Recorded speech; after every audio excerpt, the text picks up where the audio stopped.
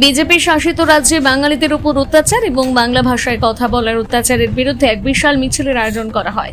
জানা যায়, তৃণমূলের ঘাটাল সাংগঠনিক জেলার দাসপুর 2 নম্বর ব্লক তৃণমূল সভাপতি সৌমিত্র সিংহ রায়ের উদ্যোগে এদিন এই মিছিলটি অনুষ্ঠিত হয়। দাসপুরের খেপুথ হাই স্কুল থেকে মিছিলটি শুরু করে পঞ্চানন তলা পর্যন্ত অনুষ্ঠিত হয়, যেখানে তৃণমূল কর্মী সমর্থক ছাড়াও বহু মানুষ পা মেলায়। মিছিল শেষে সংবাদ মাধ্যমের মুখোমুখি হয়ে ব্লক সভাপতি কি জানালেন শুনুন।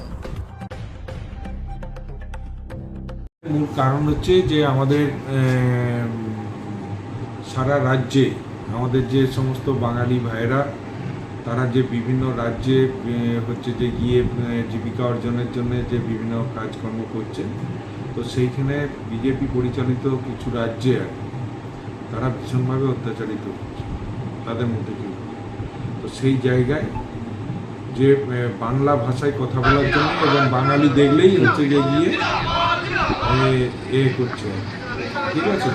মূলত এই মিছিলের কারণ হচ্ছে আমাদের সর্বভারতীয় তৃণমূল কংগ্রেসের সুপ্রিমো তথা আমাদের মাননীয় মুখ্যমন্ত্রী মমতা বন্দ্যোপাধ্যায় এবং আমাদের দলের সেনাপতি সম্মানীয় অভিষেক বন্দ্যোপাধ্যায়ের নির্দেশে সারা ভারতবর্ষে যেখানে আমাদের বাঙালি ভাইয়েরা বিভিন্ন জীবিকা অর্জনের জন্য ভিন রাজ্যে বসবাস করছে, বিশেষ করে বিজেপি পরিচালিত ডবল ইঞ্জিন রাজ্যে তারা হচ্ছে যে গিয়ে বিভিন্নভাবে হেনস্থার শিকার হচ্ছে, অত্যাচারিত হচ্ছে।